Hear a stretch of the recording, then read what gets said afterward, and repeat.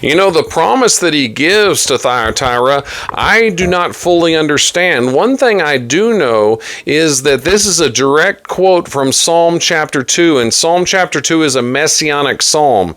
And you find this applying to Christ at the second coming. If you want to look at Revelation 19, he rules the nations with a rod of iron, and he dashes them to pieces at his second coming.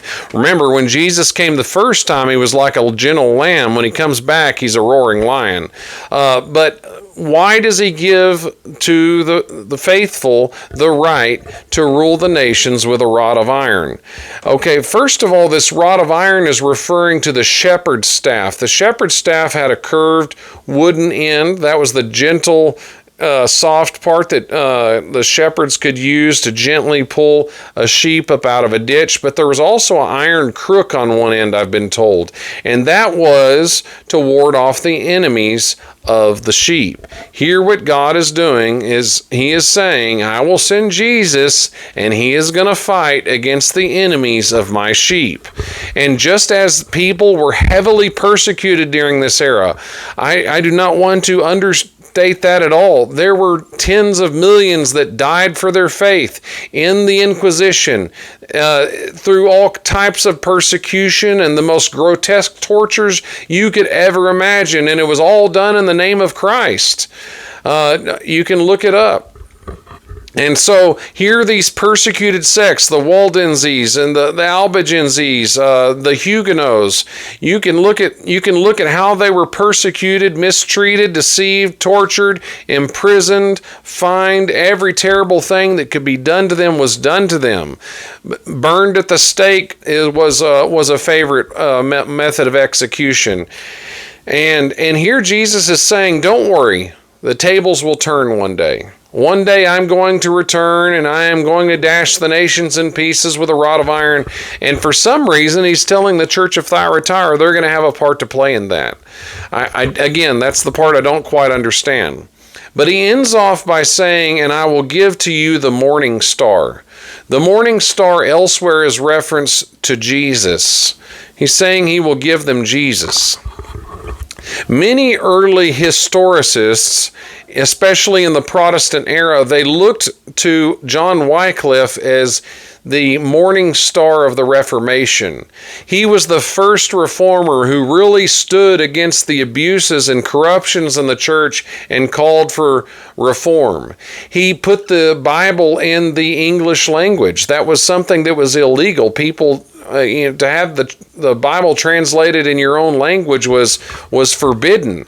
That was considered blasphemous. You could only read the Bible as the priests could interpret it to you. They saw the Bible as a dangerous book, so it was locked up in monasteries and secret libraries.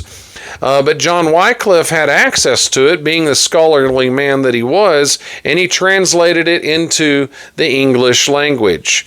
And he stood up against many of the other abuses of the church, many of the abuses of the monks, and he was really a forerunner, but he did it in the 14th century.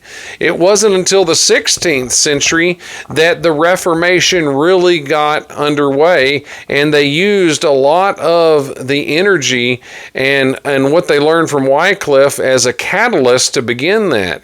And I want you to know that a lot of the freedoms that we enjoy today are because of the Protestant principles laid out by men like Wycliffe, men like William Tyndale, who was burned for his faith. Also John Calvin and Martin Luther, Ulrich Zwingli, William Farel, so many others I could name, Huss and Jerome, Ziska, the great general that led the Hussites in many wars against the church state that was so oppressing the Bohemians in those days who just wanted to be left alone.